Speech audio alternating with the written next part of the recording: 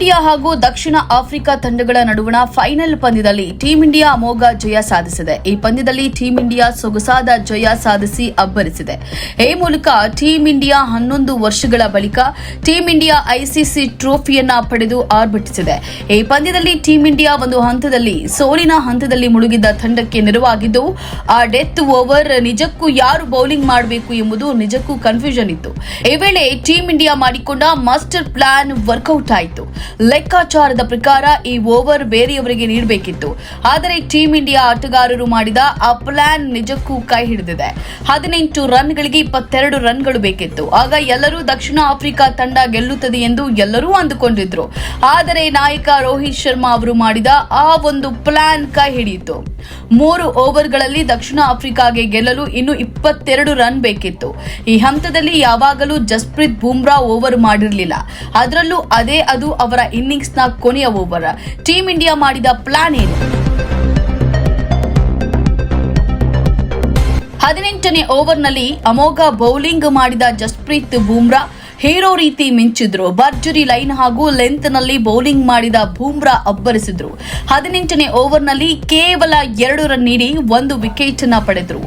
ಅನ್ಆರ್ಥೋಡಾಕ್ಸ್ bowling ಶೈಲಿಯನ್ನು ಹೊಂದಿರುವ ಬುಮ್ರಾ ಅವರ ಬೌಲಿಂಗ್ ಆಕ್ಷನ್ ಎದುರಿಸಲು ದಕ್ಷಿಣ ಆಫ್ರಿಕಾದ ಬ್ಯಾಟರ್ಗಳು ವಿಫಲರಾದರು. ಬುಮ್ರಾ ಅವರ ಕರಾರುವಕ್ ದಾಳಿಗೆ ದಕ್ಷಿಣ ಆಫ್ರಿಕಾದ ಸ್ಟಾರ್ ಬ್ಯಾಟರ್ಗಳು ರನ್ ಕಲೆ ಹಾಕಲು ಪರದಾಡಿದ್ರು. ಟೀಂ ಇಂಡಿಯಾದ ಎಕ್ಸ್ ಫ್ಯಾಕ್ಟರಿ ಎಂದೇ ಕರೆಸಿಕೊಳ್ಳುವ ಜಸ್ಪ್ರೀತ್ ಬುಮ್ರಾ ಅದ್ಭುತ ದಾಳಿ ಸಂಘಟಿಸಿದ್ರು. ಟೀಂ ಇಂಡಿಯಾ ಹಾಗೂ ದಕ್ಷಿಣ ಆಫ್ರಿಕಾ ತಂಡಗಳ ನಡುವಣ ಫೈನಲ್ ಪಂದ್ಯದಲ್ಲಿ ಟೀಂ ಇಂಡಿಯಾ ಅಮೋಘ ಜಯ ಸಾಧಿಸಿದೆ. ಈ ಪಂದ್ಯದಲ್ಲಿ ಟೀಂ ಇಂಡಿಯಾ ಸೊಗಸಾದ ಜಯ ಸಾಧಿಸಿ ಅಬ್ಬರಿಸಿದೆ. ಈ ಮೂಲಕ ಟೀಂ ಇಂಡಿಯಾ 11 ವರ್ಷಗಳ ಬಳಿಕ ಟೀಂ ಇಂಡಿಯಾ ಐಸಿಸಿ ಟ್ರೋಫಿಯನ್ನ ಪಡೆದು ಆರ್ಭಟಿಸಿದೆ.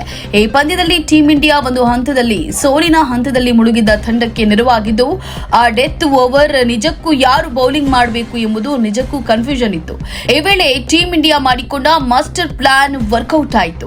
ಲೆಕ್ಕಾಚಾರದ ಪ್ರಕಾರ ಈ ಓವರ್ ಬೇರೆಯವರಿಗೆ ನೀಡಬೇಕಿತ್ತು. ಆದರೆ ಟೀಂ ಇಂಡಿಯಾ ಆಟಗಾರರು ಮಾಡಿದ ಆ ಪ್ಲಾನ್ ನಿಜಕ್ಕೂ ಕೈ ಹಿಡಿದಿದೆ. 18 ರನ್ಗಳಿಗೆ 22 ರನ್ಗಳು ಬೇಕಿತ್ತು. ಆಗ ಎಲ್ಲರೂ ದಕ್ಷಿಣ ಆಫ್ರಿಕಾ ತಂಡ ಗೆಲ್ಲುತ್ತದೆ ಎಂದು ಎಲ್ಲರೂ ಅಂದುಕೊಂಡಿದ್ರು.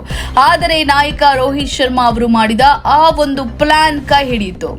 3 ಓವರ್ಗಳಲ್ಲಿ ದಕ್ಷಿಣ ಆಫ್ರಿಕಾಗೆ ಗೆಲ್ಲಲು ಇನ್ನು 22 ರನ್ ಬೇಕಿತ್ತು. ಈ ಹಂತದಲ್ಲಿ ಯಾವಾಗಲೂ ಜಸ್ಪ್ರೀತ್ ಬುಮ್ರಾ ಓವರ್ ಮಾಡಿರಲಿಲ್ಲ. ಅದರಲ್ಲೂ ಅದು ಅವರ ಇನ್ನಿಂಗ್ಸ್ನ ಕೊನೆಯ ಓವರ್. ಟೀಂ ಇಂಡಿಯಾ ಮಾಡಿದ ಪ್ಲಾನ್ ಏನು?